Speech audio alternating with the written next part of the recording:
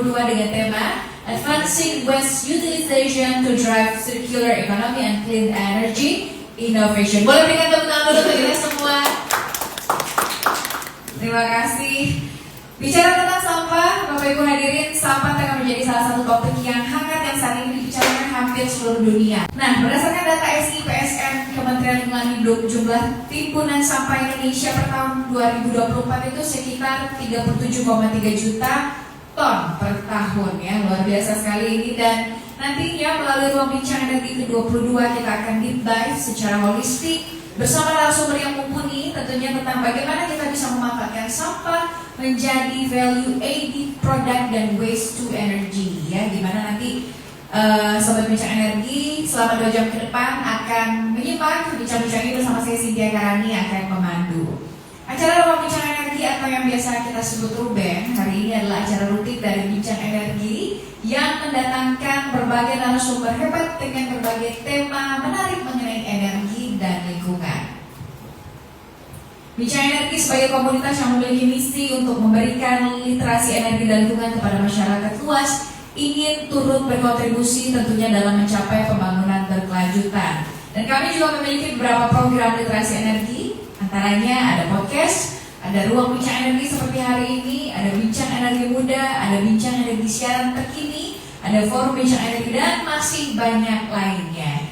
Jangan lupa juga untuk update terus di website bincangenergi.id dan jangan lupa untuk mengikuti acara Ruben 22 sampai akhir ya, karena di akhir nanti akan ada pengumuman pemenang bagi peserta teraktif. Tentunya kami juga ingin menyapa yang hadir secara online ya, yang tidak berada di Jakarta atau tidak dapat datang ke tempat pada hari ini. Kami juga menyapa yang hadir melalui Zoom. Terima kasih sudah hadir.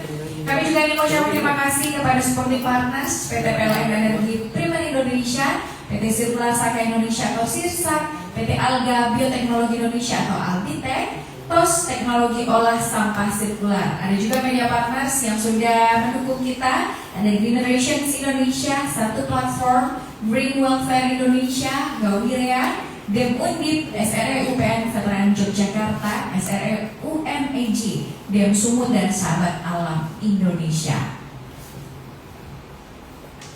Dan sebelum kita mulai, saya ingin menyampaikan sedikit ada ground rules kita ya. Berikut dimohon kepada nanti seluruh peserta untuk menjaga ketertiban dan ketenangan. Kemudian handphonenya juga boleh diubah ke mode silent. Kemudian diperkenankan untuk mendokumentasikan hari ini kegiatan hari selama tidak mengganggu jalannya acara. Boleh juga diposting dan di-tag di Instagram Bincang Energi. Sesi tanya jawab akan dilaksanakan nanti setelah sesi talk show panel berlangsung dan nanti akan saya moderatori begitu ya. Silakan mengangkat tangan pada saat sesi tanya jawab dimulai.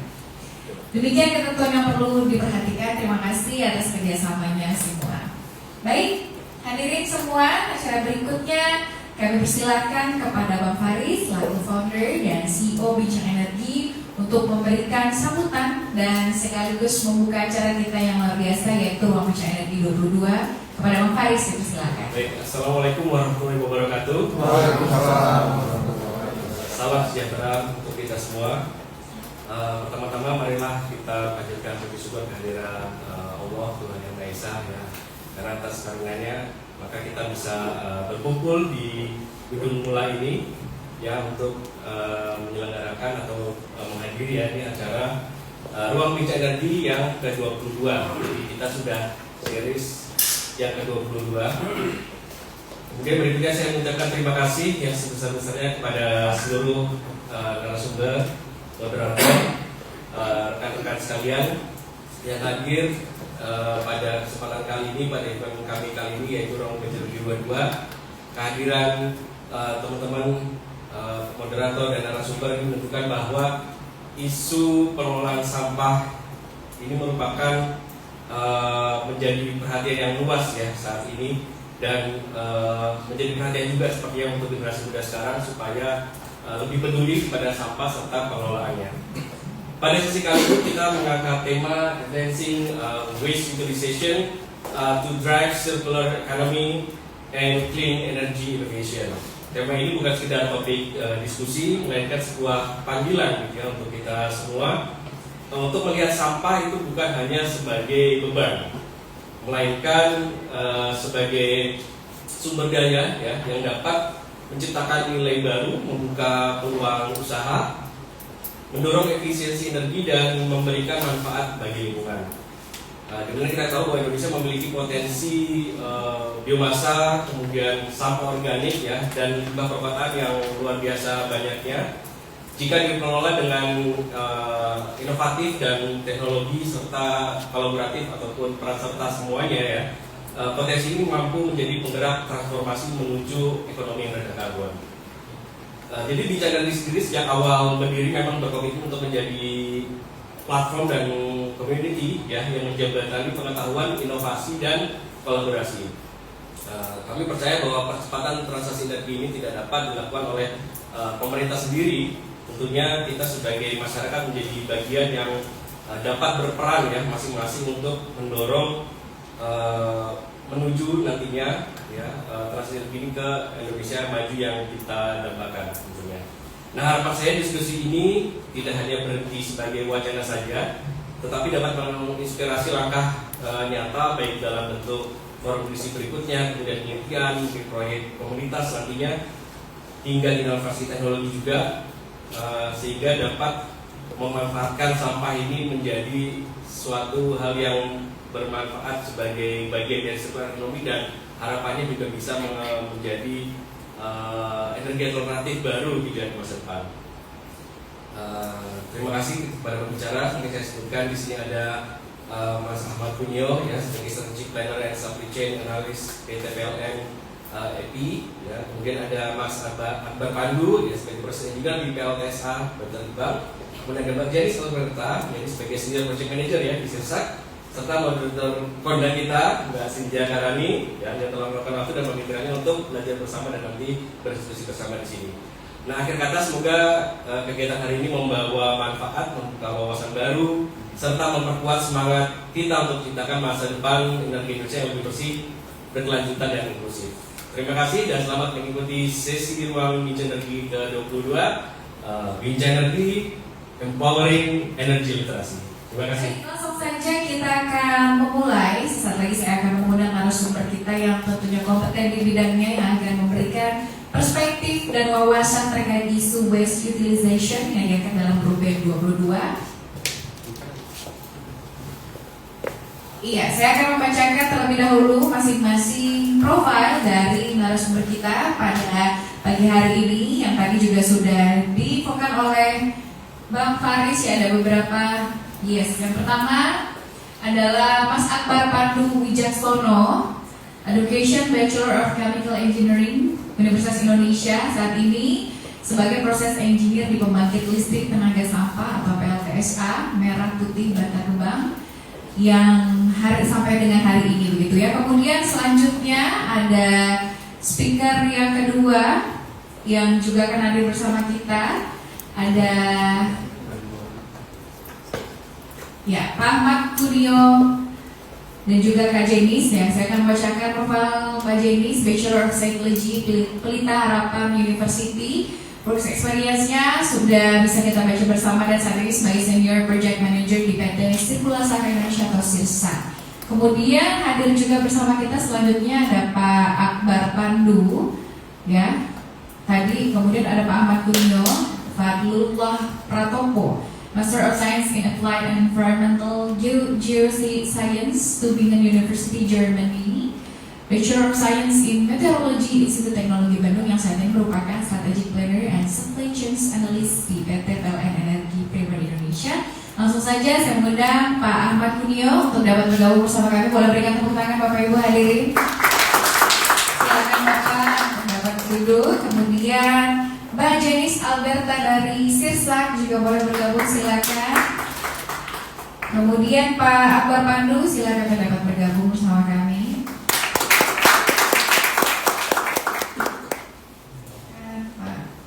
Silakan duduk Pak Akbar, Pak Ahmad dan juga Mbak Jenis. Selamat pagi, sehat semua ya? Sehat, alhamdulillah. Terima kasih hari ini sudah hadir di Ruben yang ke-22, menjadikan ruang untuk teman-teman semua untuk kita hari ini berdiskusi ya bagaimana mengenai waste utilization. Yang pertama kita akan mendengarkan masing-masing pemaparan dari narasumber. Saya persilakan yang pertama mungkin dari Pak Pak Ahmad Kunio, mungkin silakan untuk kita tampilkan. Iya.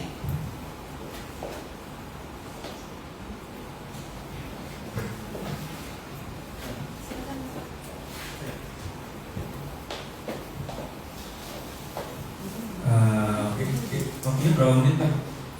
10 menit? 5 menit? 10 menit. 10 menit. Assalamualaikum warahmatullahi wabarakatuh. Selamat pagi Bapak dan Ibu dan teman-teman dari Romo Kencang Energi. Mana suara ini? Selamat pagi. Pagi. Oke, kita tadi kata koordinator atau dari Mbak ya akan ada peserta yang paling aktif ya. Coba saya kasih tebak-tebakan deh. Kira-kira nih dari teman-teman, ini guessing aja. Emisi karbon kita satu dunia kira-kira berapa emisi karbonnya per tahun? Ada yang bisa tebak nggak? Tebak doang kan ya? Tebak Iya. doang 8 miliar deh. 8 miliar. Oke, ada yang mau lebih tinggi? Kita kayak ngelang. Berapa kira-kira? 3 miliar. 3 miliar. Saya kasih clue-nya lebih kurang. Itu masih terlalu rendah. Masih terlalu rendah. Masih terlalu rendah. Berapa? 37 miliar. Pasti siapa ya? Udah. Yuda, ya sekitar gitu. Sekitar 40 gigaton CO2 ekivalen atau 40 miliar CO2 ekivalen. It's a huge amount. Sedangkan dari energi sendiri itu sekitar 30 gigaton CO2 ekivalen atau 30 miliar CO2 ekivalen, 70%-nya. Nah, karbon yang bisa kita rilis untuk menjaga derajat Celcius kita di angka 1,5 derajat Celcius, biar temperaturnya naik itu cuma maksimal 1,5, itu sekitar 200 gigaton CO2 ekivalen atau 200 miliar. Jadi kalau bisa kita keluarin 40 nih tiap tahun, itu 5 tahun udah lebih dari 1,5. Tapi kalau misalnya kita bicara limitnya 2 derajat Celcius, nah itu sekitar 1.500 1.200, sehingga kita masih punya ya sekitar 30 sampai 35 tahun lagi untuk bisa menurunkan emisi. Oleh karena itu izinkan saya Ahmad Kunio dari PLN Energi Primer berbicara atau kita berbincang terkait dengan bioenergi atau pemanfaatan limbah untuk pembangkit listrik, utamanya untuk PLTU di Indonesia. Next, please. Ya, seperti yang saya infokan sebelumnya bahwa bioenergi itu apa sih sebenarnya? Bioenergi itu sebenarnya semua yang ada organik matternya dan itu non edible itu bisa disebut sebagai bioenergi. Kayak makanan sisa yaitu bioenergi. Mungkin dari teman-teman tahu ada sekam padi yaitu bioenergi juga. Atau misalnya bekas-bekas gergajian atau ada limbah-limbah dari cangkang sawit atau dari kelapa sawit yaitu bioenergi juga. Oleh karena itu sebenarnya potensi Indonesia itu sangat besar. Let's say 6.5 ya, 3 joule per kapita per tahun. Tapi pemanfaatannya itu kurang dari 5% atau 0,353 joule per kapita per tahun. Dan ironisnya kita ini sebenarnya banyak potensinya dan kita banyak ekspor ke Jepang dan juga ke Korea dan juga ke Eropa, di mana pemanfaatan bioenerginya itu dari impor dari kita itu bisa sampai 10%. Jadi di mana kita produsen itu kurang dari 5%, tapi market kita bisa memanfaatkan bioenergi double than us, 10%. Oleh karena itu ini sebenarnya peluang dan juga tantangan untuk kita teman-teman, bagaimana untuk meningkatkan pemanfaatan bioenergi, termasuk dari municipal waste dan juga organic waste. Next please. Nah ini, jadi sebenarnya apa sih tadi bioenergi itu kan? Nah inilah contohnya. Jadi kita itu ada lahan-lahan kritis atau lahan-lahan non produktif yang selama ini dibiarkan, nah itu sebenarnya bisa kita tanam untuk tanaman energi seperti akasia atau mungkin gamal atau misalnya pun tanaman-tanaman lainnya, namun kita pakai tumpang sari, maka di situ bisa menjadi potensi adanya bioenergi. Lalu kita juga ada misalnya bucin, jadi bekas-bekas gergajian kayu atau banyak sisa-sisa kayu yang tidak terpakai. Biasanya kalau misalnya kayu-kayu furnitur itu pasti diambil yang bagian-bagian bagusnya, prime cut lah ya, kalau setelah dari steak. Sedangkan residualnya itu dibandingkan dibuang atau menjadi sampah di sana, maka bisa kita manfaatkan. Kenapa sih ini menjadi penting? Karena sebenarnya limbah ini teman-teman, kalau misalnya kita nggak pakai, maka dia akan merilis metan, CH4 metan. Di mana metan ini, let's say 24 sampai 25 kali mampunya lebih besar dibandingkan CO2. Jadi kalau misalnya kita bisa merilis 1 ton metan, maka kita sama dengan merilis 25 ton CO2 ekivalen. Oleh karena itu, ini menjadi penting untuk kita semua bahwa untuk limbah-limbah yang dari hulu nih, yang dari agri waste atau dari kebun, itu bisa kita manfaatkan. Seperti biji kopi itu juga kita bisa manfaatkan. Dan ini menjadi sangat penting. Kenapa? Karena Indonesia ini negara tropis dan juga let's say 60% sampai 70% itu dari petani dan juga dari perkebunan. Sehingga sebenarnya ini menjadi win-win solution, di mana energi baru terbarukannya ini juga punya impact terkait dengan sirkular ekonomi di daerah masyarakat sekitar atau masyarakat lokal. Saya kira bioenergi ini mungkin salah satu dari energi baru terbarukan, di mana proses bisnisnya itu bisa dari customer to business, customer to government. Jadi dari teman-teman kita atau dari teman-teman dan masyarakat lokal yang memiliki atau mempunyai dari limbah-limbah pertanian atau perkebunan, itu sebenarnya menjadi produsen dari energi baru terbarukan. Seperti teman-teman itu kayak pemilik minyak, tambang minyak, atau pemilik tambang batu bara. Teman-teman itu punya juga pemilik tambang bioenergi, yaitu seperti ini. Next, please. Oke, kenapa sih sebenarnya rujukannya apa? Kenapa kita harus menggunakan bioenergi? Jadi sebenarnya Indonesia melalui dokumen NDC yang disubmit UNFCCC itu komit untuk menurunkan emisinya di 32%.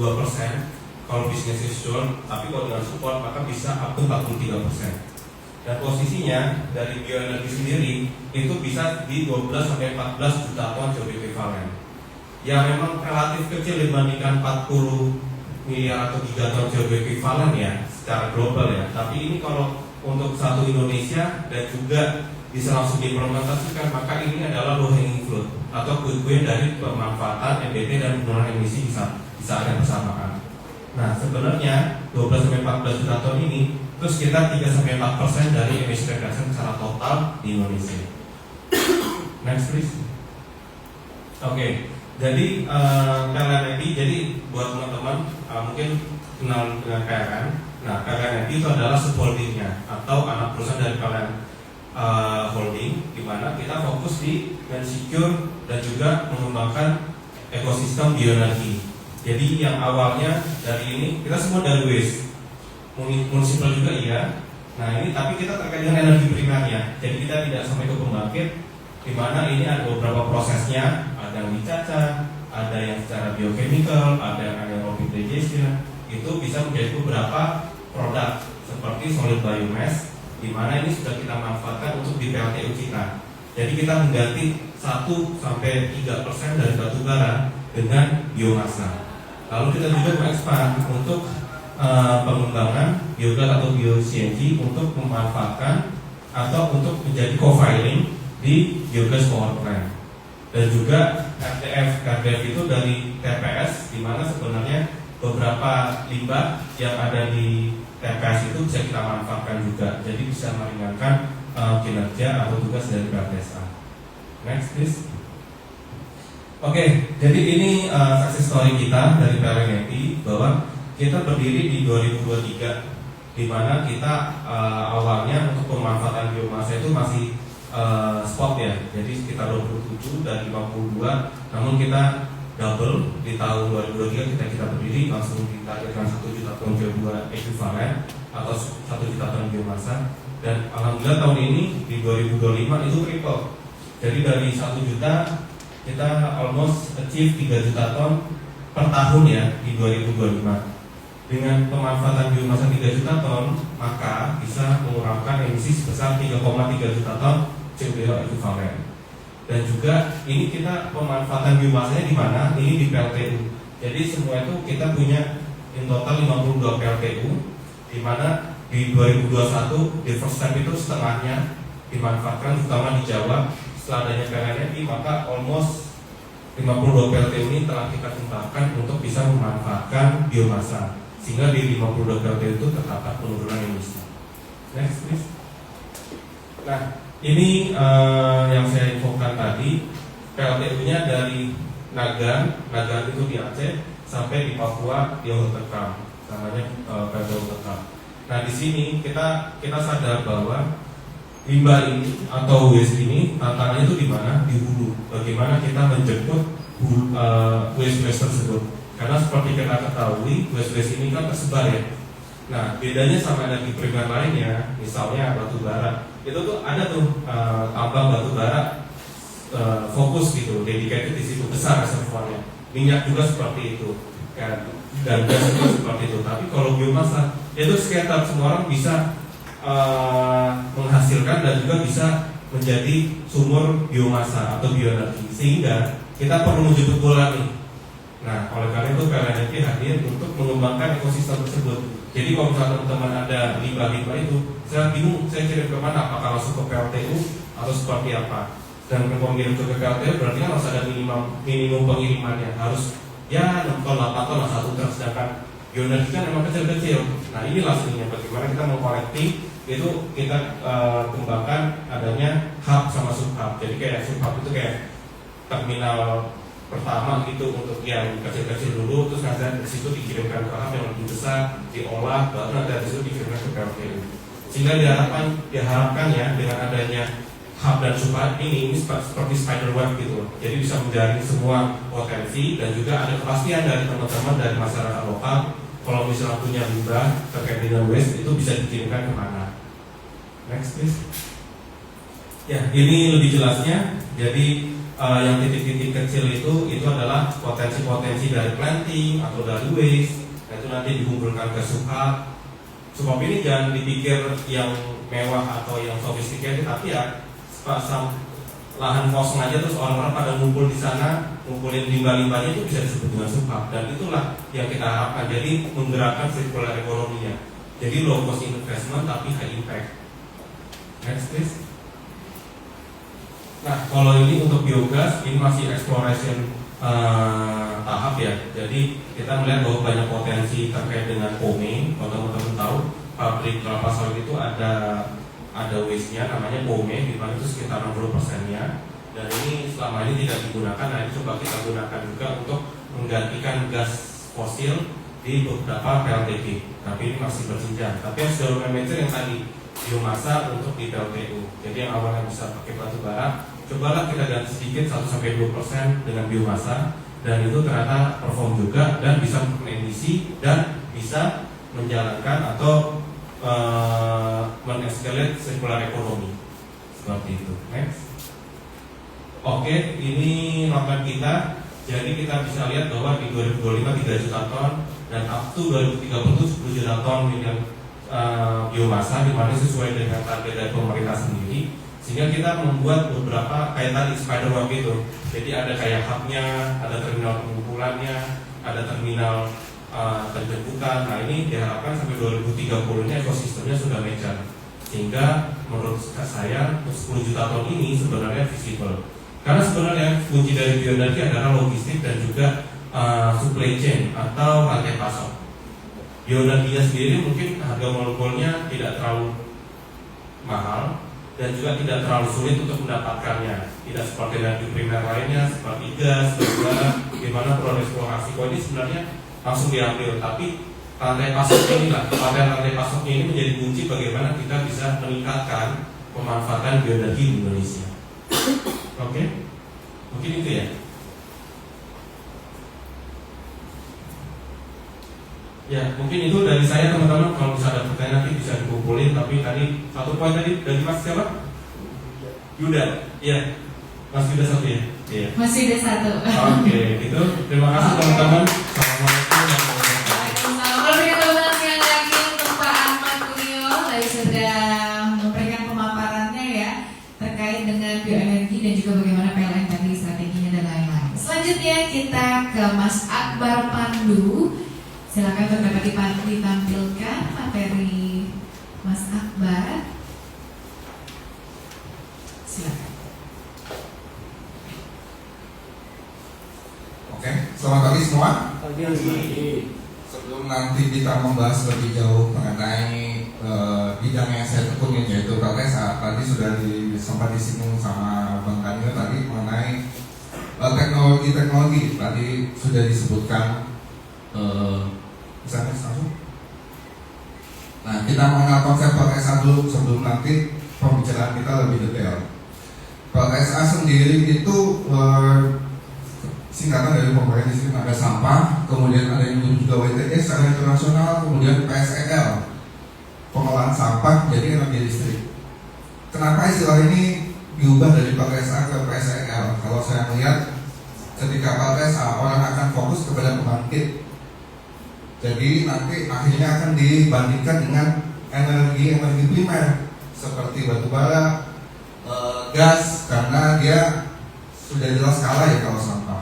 Kemudian PSEL ini pengolahan sampah, jadi orang fokusnya akan ke pengolahan sampah. Dan teknologinya itu macam-macam, seperti anaerobic digestion, landfill gas to energy itu juga disebut dengan PLTSA. Kemudian ada yang namanya PLTSA thermal, yaitu yang pengkonversiannya itu menggunakan temperatur atau thermal. Next.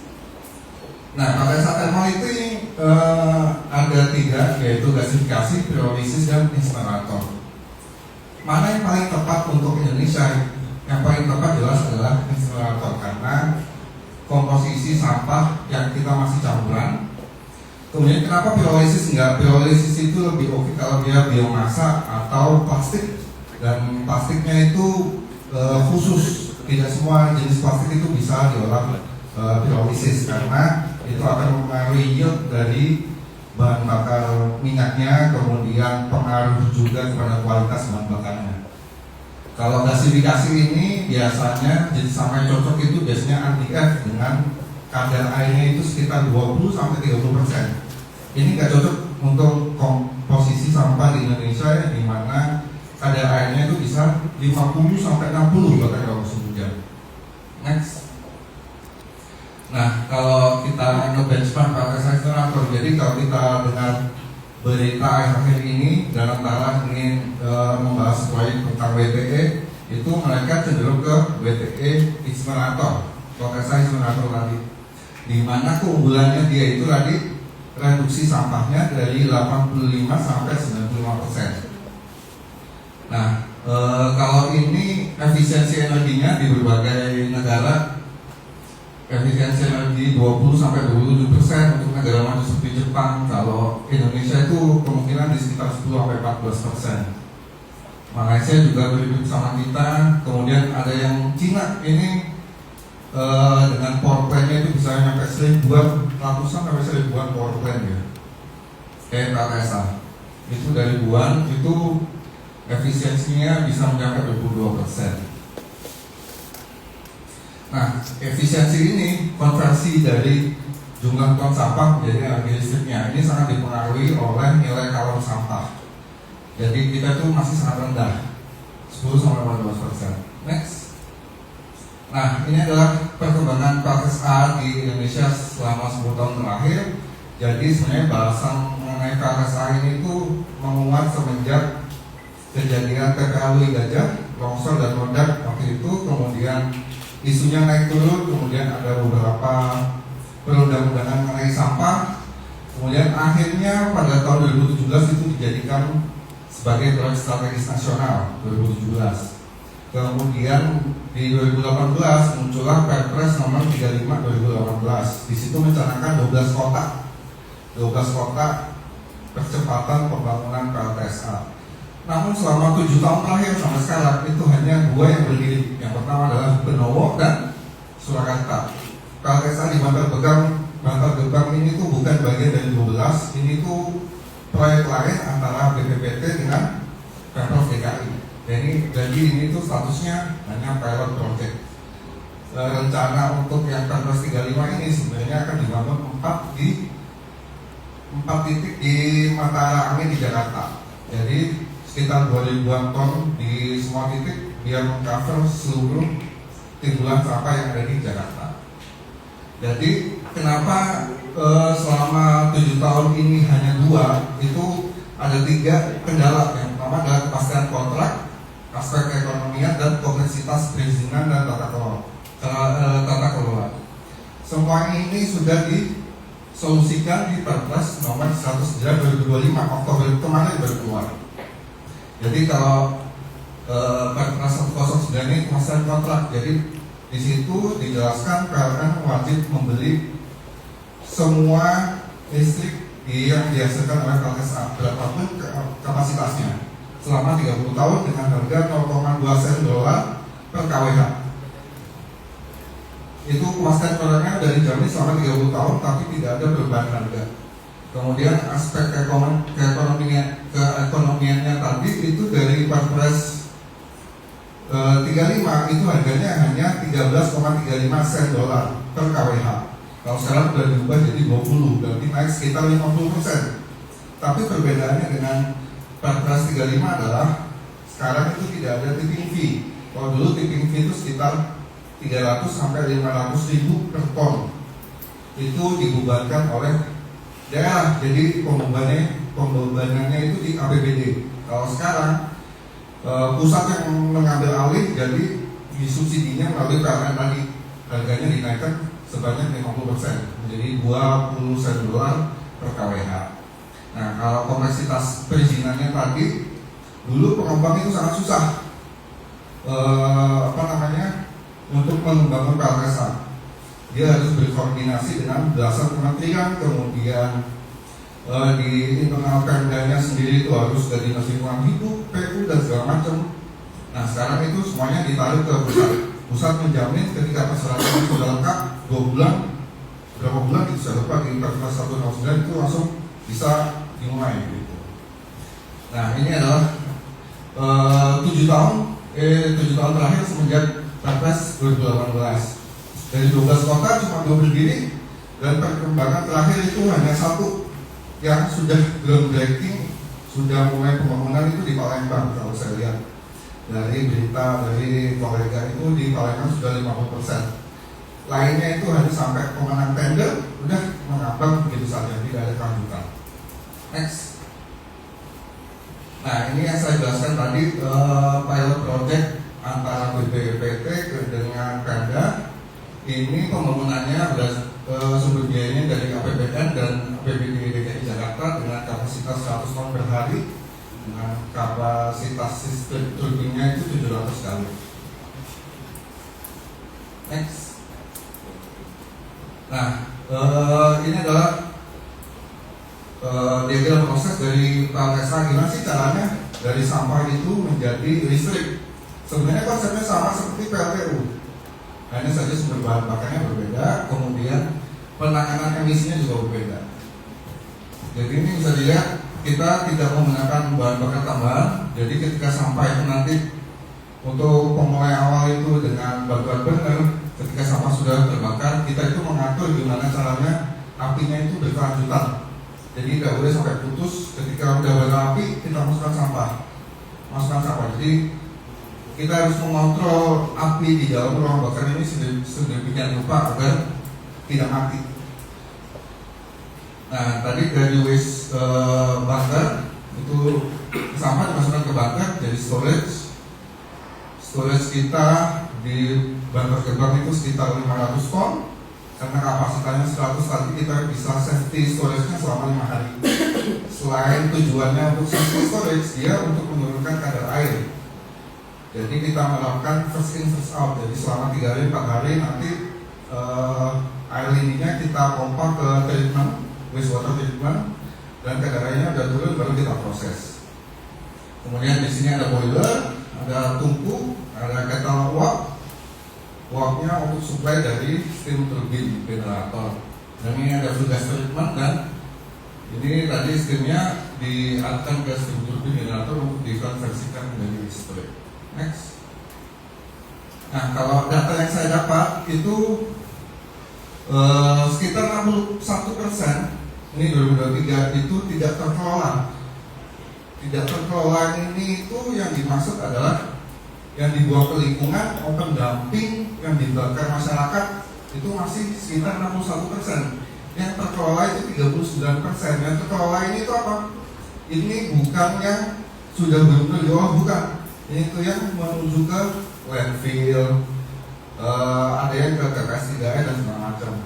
Apa bedanya open dumping dan landfill? Open dumping itu ya sudah dilarang dari 2010. Open dumping itu hanya ditumpuk saja, sedangkan landfill itu perbedaan perlakuan. Jadi dia ditumpuk setelah berapa tumpukan, berapa meter, kemudian ditutup tanah, kemudian ditumpuk lagi, ditutup tanah. Di bawah, bagian bawahnya itu diberi membran. Jadi membran ini mencegah lindinya masuk ke dalam tanah. Nanti kita alirkan lininya itu ke wastewater treatment. Jadi bedanya open dumping dan landfill itu adalah penanganan di tumpukan sampahnya. Jadi yang tidak terkelola ini itu masih ada TPA open dumping itu masih banyak. Makanya di berita itu Menteri Lingkungan Hidup menutup TPA open dumping itu yang dimaksud. Nah, yang sama terkelola ini itu masih kemudian masih ada landfill dan segala macam. Tapi landfill yang sudah dikontrol tadi, sebutannya itu landfill control atau sanitary landfill.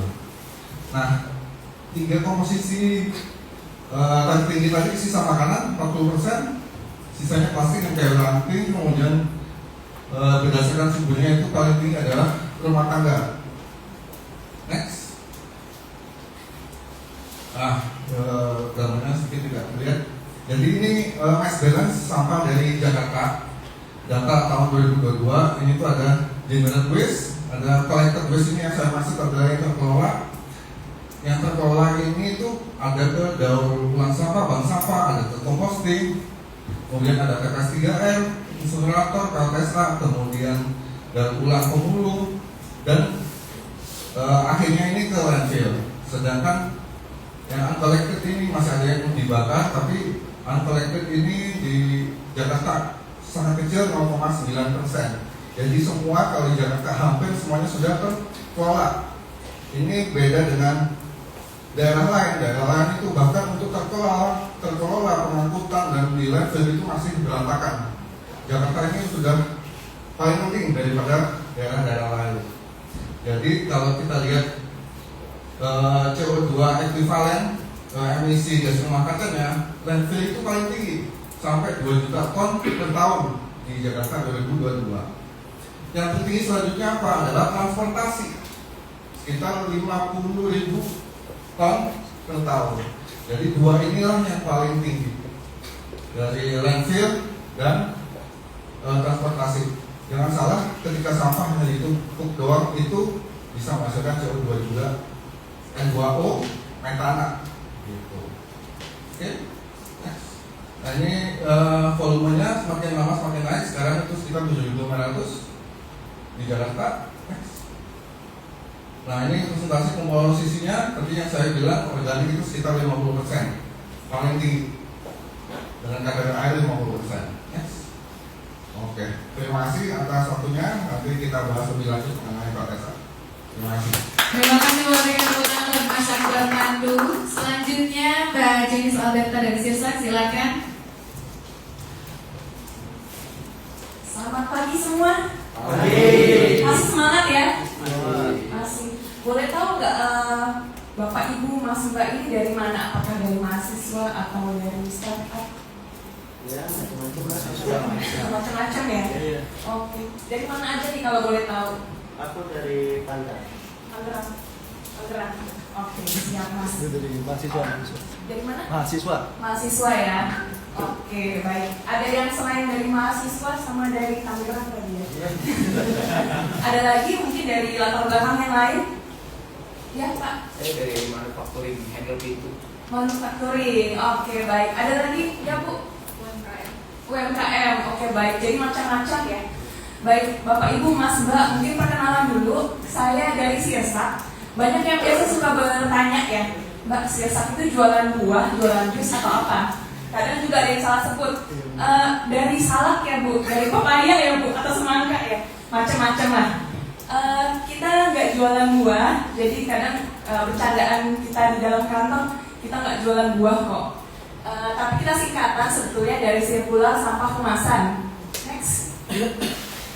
Perkenalan juga, tadi mungkin sudah disebut saya Jenis, singkatnya bisa disebut Jen. Ini keseharian saya di pekerjaan dengan baju hijau Sirsak itu. Lalu next. Nah, Sirsak itu sebetulnya kami adalah green tech startup di bidang persampahan, di mana fokus kita adalah untuk digitalisasi sistem persampahan. Jadi mungkin tadi sudah dengar dari speaker yang lain, mereka lebih banyak fokus di energi. Kalau Sirsak ini kita akan lebih banyak menceritakan atau sharing dari segi sampah dan juga ekonomi sirkular. Apa yang kami lakukan? Kami mencoba dari end to end, dari pengumpulan, pelacakan, dan juga daur ulang sampah dengan memanfaatkan teknologi. Dan kami bekerja sama dengan berbagai macam pihak, jadi ada dari perusahaan, komunitas, lalu ada juga dengan pemerintah, pelapak, dan juga pemulung. Kalau dilihat di bawah, kami juga sempat bekerja sama dengan beberapa perusahaan-perusahaan besar di Indonesia, Coca-Cola, Asian Flag, dan juga lain-lainnya. Karena memang peran kami adalah membantu perusahaan ini dalam pengelolaan sampahnya. Visi kami kami sejak 2023 dan visi kami sampai 2030 adalah mengelola 100.000 ton sampah kemasan sekaligus mendukung kehidupan untuk pemberian jaminan sosial kepada 50.000 pekerja sampah di sektor ini. Karena kami percaya sebetulnya persampahan ini kita tidak hanya mengelola sampahnya, tapi juga kita perlu untuk empower orang-orang setiap pekerja yang ada di dalam sektor persampahan ini. Selanjutnya. Baik, mungkin tadi juga sudah disebutkan banyak ya, sampah Indonesia itu jumlahnya banyak sekali. Tadi sudah disebutkan oleh Mas Akbar juga di presentasinya. Angkanya kita kalau dengar suka macam-macam ya, ada yang bilang 30 juta, ada yang 50 juta. Ini data yang saya ambil dari Kementerian Lingkungan Hidup. Jadi biasa kalau PSN itu nampaknya dari sekitar 300 kabupaten atau kota. Sedangkan perkiraan kita ada 500-an kabupaten atau kota, jadi mungkin perkiraan 60 juta ton. Nah ini ada sih dari internet lah yang bilang kalau disetarakan itu sekitar 4.800 Candi Borobudur. Nah jadi sebetulnya mungkin itu perkiraan aja, belum pernah ada yang memastikan langsung seberapa luas. Tapi kita bisa lihatlah faktanya adalah memang sampah di Indonesia ini begitu banyak. Next. Dan tadi sudah disebutkan juga sebagian besar sampah ini tidak terkelola. Jadi ada yang dibawa ke TPA atau ada yang open dumping dan juga dibakar oleh masyarakat. Next. Kalau kita sendiri di Jakarta, kita biasa membawa ke TPA Bantar Gebang. Dan menurut berita-berita tingginya saat ini mencapai 50 meter, setara gedung 20 lantai. Mungkin nanti dari Mas Akbar juga yang sering ke sana akan share lebih lanjut fakta di lapangan seperti apa. Tapi begitu banyak yang sehari-harinya kita bawa ke sana 7.800 ton. Next. Nah, apa yang Sirsak lakukan? Kita berupaya untuk mendukung ekonomi sirkular. Sesuai tema kita ada drive circular economy. Jadi maksudnya seperti apa? Ekonomi sirkular ini maksudnya biasa ekonomi yang kita lihat kan yang seperti di sebelah sini ya. Jadi produksi kemudian digunakan lalu dibuang begitu saja. Nah maksudnya ekonomi sirkular, dari nama kami juga sirkular sampah kemasan. Kami berusaha untuk material itu produk-produk sebisa mungkin ada di siklus selama mungkin dan menghindari pembuangan. Jadi contohnya ketika produk misalkan botol itu dibuat, digunakan, lalu kemudian sebisa mungkin di-reuse atau di-recycle supaya kemudian bisa dipakai lagi menjadi produk-produk baru dan tidak menjadi sampah yang dibawa ke TPA. Next. Apa yang kami lakukan? Kami percaya bahwa kolaborasi itu adalah kunci mengatasi isu sampah. Karena kita lihat ya masalah ini kompleks sekali. Kalau biasa kita edukasi ke sekolah-sekolah, kita bilang salah satu penyebabnya itu karena kurangnya pemilahan. Jadi tadi disebutkan juga banyak sampah di Indonesia ini kendala untuk menjadi energi adalah karena masih nyampur banget dan masih basah. Nah kita sering bilang, oke, kalau gitu dari teman-teman langkah paling kecil itu adalah perlu untuk memilah sampah. Tapi sebetulnya masalahnya jauh lebih kompleks dari itu ya teman-teman semua, Bapak Ibu. Masalahnya juga ada dari segi infrastruktur, dari segi pengumpulan, logistiknya, supply-nya, dan banyak lagi. Karena itu kami lihat perlu adanya sebuah ekosistem yang bekerja bersama untuk mengatasi masalah sampah ini. Dimana kalau Sirsak sendiri kami fokus pada pemilahan di awal, daur ulang, dan juga digitalisasi alur sampah hingga pemberdayaan pekerja sampahnya. Prinsip yang biasa kami bawakan, pemilahan itu sebisa mungkin di awal, at source, jadi tidak di akhir sudah tercampur baru dipisah-pisah. Karena bahkan kalau kami lihat kan biasa ada ide ya, oke pakai AI untuk memilah-milah sampah, itu juga sangat challenging. Jadi yang biasa kami edukasikan kepada masyarakat, memilah itu dari awal loh, langsung plastik, kertas, dan juga organik. Jangan udah tercampur nanti baru dipisah, itu akan lebih susah untuk pengelolaannya. Yang kami lakukan pertama-tama kami bekerja sama dengan produsen, di mana di Indonesia sendiri atau mungkin secara umum Bapak Ibu dengar ada yang namanya Extended Producer Responsibility ya. Jadi memang produsen sekarang ini didorong untuk bertanggung jawab atas sampahnya, dan kami bekerja sama dengan para produsen untuk melakukan rencana pengurangan sampah.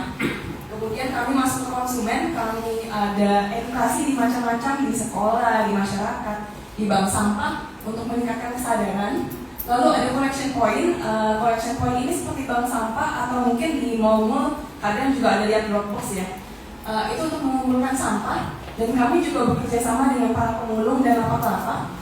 Kemudian lapak juga, dan yang terakhir recycler, di mana didaur ulang menjadi berbagai macam produk yang nanti kita akan lihat juga. Dan kemudian biasanya ada juga dibeli lagi oleh produsen sebagai merchandise atau lain-lainnya.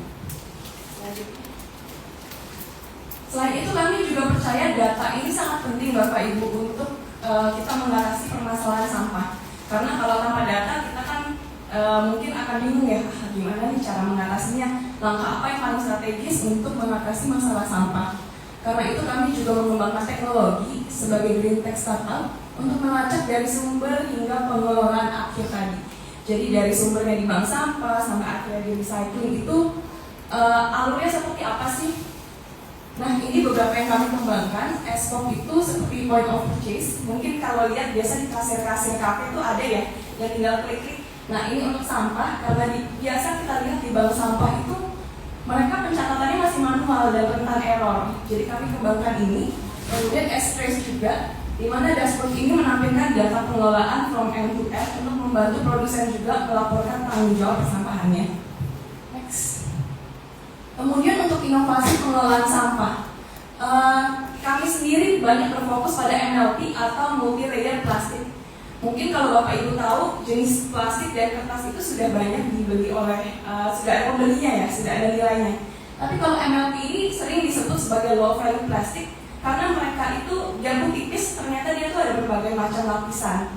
Jadi teknologinya juga sekarang belum banyak, dan biasanya dulu banget awal-awal kalau ditanya kenapa mereka itu belum membeli MLP ini. Jadi kami lihat MLP ini sebetulnya banyak banget, sekitar jumlah itu kita bisa lihat angkanya sangat banyak, dan sehari-hari juga banyak sekali. Kalau misalkan sampai pelarangan tidak boleh pakai saset, itu nampaknya masih akan challenging. Jadi solusi yang kami coba cari adalah untuk mengumpulkan dan daur ulang MLP dan pemberian insentif untuk pengumpulan. Jadi kalau Bapak Ibu lihat barang-barang seperti ini, kemasan snack dan lain-lainnya, kami coba daur ulang menjadi berbagai produk berikut ini. Yang kalau misalnya lihat pasti saya sendiri nggak nyangka, ini dari sampah ya ternyata. Tapi ternyata bisa dari produk seperti ini dijadikan biji plastik dan menjadi produk-produk baru. Kemudian ini yang kami harapkan menjadi circular economy yang dipakai juga oleh masyarakat ke depannya. Selanjutnya. Dan yang terakhir, kami percaya ya, tadi ada sisi konsumen di dalam rantai ekosistemnya. Semua ini susah berjalan kalau tidak ada perubahan perilaku dan edukasi. Misalkan MLP tadi kan material baru ya, masyarakat itu kemarin sudah terbiasa dengan material yang high value, tapi MLP ini kami perlu untuk edukasi lagi dari awal, mengapa mengumpulkan sampai akhirnya saya rasa sekitar setahun ini kami mengumpulkan 30.000 kilo MLP yang sedang kami olah lebih lanjut. Nah, faktanya memang banyak rumah tangga itu sampah tadi paling besar dari rumah tangga, tapi banyak juga yang belum memilah. Karena itu kami terus melakukan perubahan, mendorong perubahan perilaku melalui edukasi lewat kampanye, sosial media, dan juga pelatihan-pelatihan kepada perusahaan maupun kepada masyarakat umumnya. Dampak yang kami capai sejauh ini, kami sejak berdiri di 2023 sudah mengelola sekitar 100 ton sampah, dan juga ada sekitar 500 mitra bank sampah di Jabodetabek, dan banyak juga edukasi yang kami lakukan, dan tentunya ini juga masih terus kami kembangkan untuk mencapai dampak dan pemanfaatan sampah yang lebih baik nanti. Selanjutnya, baik, mungkin di akhir closing saya adalah Hari ini kita bicarakan mengenai pemanfaatan sampah untuk ekonomi sirkular dan juga energi. Membicarakan mengenai sampah itu kita perlu lihat pendekatan dari hulu ke hilir, dari ujung saat produksinya sampai di akhirnya. Jadi mungkin kalau Bapak Ibu ada yang dari UMKM, perusahaan, biasanya yang dibicarakan adalah kita perlu mendesain sampah supaya sebisa mungkin ramah lingkungan ya. Memang masih challenging, tapi itu yang dihimbau kita coba gerakan terus. Kemudian juga untuk 3M-nya, reduce, reuse, recycle-nya, sampai akhirnya pada recovery energy. Kita percaya tidak masalah sampah ini karena kompleks itu kita tidak bisa fokus pada satu solusi saja. Jadi bahkan Sirsak pun apa yang kami lakukan kan lebih banyak fokus mungkin di tengah ini ya untuk reduce, reuse, recycle-nya. Tapi kami percaya juga akan butuh dari teman-teman misalkan dari PLN, PLTSA. Semua solusi ini perlu ada dari hulu ke hilir supaya ada mengatasi sampah dari ujung ke ujungnya. Tidak hanya di satu saja, tapi juga memang misalkan untuk energi pun ternyata kan kita butuh sebisa mungkin memilah sampahnya ya, supaya tadi mungkin tidak sebasah itu, supaya yang memang masih ada nilainya itu bisa dikelola menjadi produk-produk. Jadi memang perlu lebih menyeluruh untuk pendekatan terhadap masalah sampah ini. Dan tentunya juga perlu mempertimbangkan dampak lingkungan dan juga kontrol emisi supaya tidak ada masalah yang baru. Akhir. Baik, itu sekian dari saya. Terima kasih Bapak Ibu, nanti kita bisa ngobrol lebih lanjut lewat diskusi hari ini. Semoga bermanfaat. Terima kasih. Terima kasih Bu Rotika. Apa harapannya ke depannya mengenai waste utilization dan juga nanti ujung-ujungnya adalah circular economy begitu ya, apa yang bisa masyarakat baik dari tadi UMKM, mahasiswa dan lain-lain gitu yang bisa berperan dan kolaborasi yang bisa dilakukan dengan tema yang kita bicarakan hari ini. Silakan. Kalau dari saya tadi setelah tanya jawab dengan teman-teman juga saya lihat sebetulnya banyak gap ya, banyak hal yang masih bisa kita kembangkan lebih lanjut untuk pemanfaatan sampah menjadi clean energy untuk menjadi value juga. Karena itu harapan saya semoga kita juga bisa saling kolaborasi ke depannya baik dengan mental health, baik dengan segi UMKM, perusahaan, mahasiswa. Karena dari mahasiswa juga kita butuh inovasi-inovasi baru. Karena itu dari Bincang Energi kemarin ada idea competition, itu juga ide-ide yang sangat bagus yang bisa semakin kita kolaborasikan. Jadi harapannya memang sekarang masih banyak tantangannya, tapi kita lihat memang masalah sampah ini sesuatu yang real dan butuh kolaborasi berbagai pihak. Tidak bisa kita hanya menuntut dari pemerintah, produsen atau teman-teman masyarakat yang lainnya, tapi masing-masing dari kita perlu bergerak juga karena banyaklah yang perlu kita tangani. Kembali lagi pendekatan dari hilir, hulu ke hilir dan juga mulai dari hal sesederhana memilah sampah dari sumber masing-masing. Itu saja dari saya. Semoga bermanfaat hari ini dan feel free to connect ya ke depannya dengan Sirsak dan juga dengan saya untuk kolaborasi lebih lanjut. Terima kasih.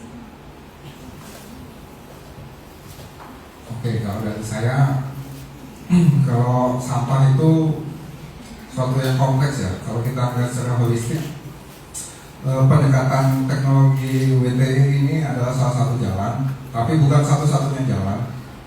Ini tuh kita sudah mengenal lebih baik, meskipun kalau sebagian pendapat orang cukup lambat, tapi kita ada perubahan kok ke sana gitu. Jadi kalau ngomongin sampah secara holistik, pengelolaan dan pengolahan sampah itu hal yang berbeda ya. Pengelolaan itu lebih ke kelembagaan, regulasi. Tapi kalau pengolahan itu lebih ke teknis dan keekonomian yang lebih kuat di situ. Jadi kalau kita sekarang itu masih di pengelolaannya yang masih butuh improvement, belum optimal. Nah, kita itu masih di titik situ. Jadi kita kalau melihat sampah ya kita tidak bisa menunjuk satu sama lain. Kita melakukan bagian kita yang terbaik yang bisa kita lakukan dari masyarakat, pemerintah maupun dari produsen. Karena kalau kita langsung mengangkat, gak boleh ada saset, gak boleh ada ini. Pasti ini kan produsen ini kan ekonomi global ya.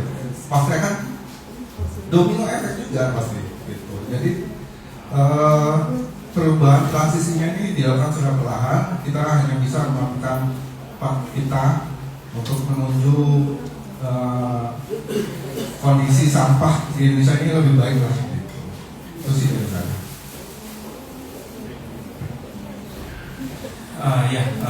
Kalau dari saya sendiri setelah diskusi yang konvergen ini dan juga kondisi, saya makin percaya dan optimis ya bahwa pemanfaatan bioenergi termasuk dari sampah itu bisa kita tingkatkan baurannya untuk energi kita sendiri.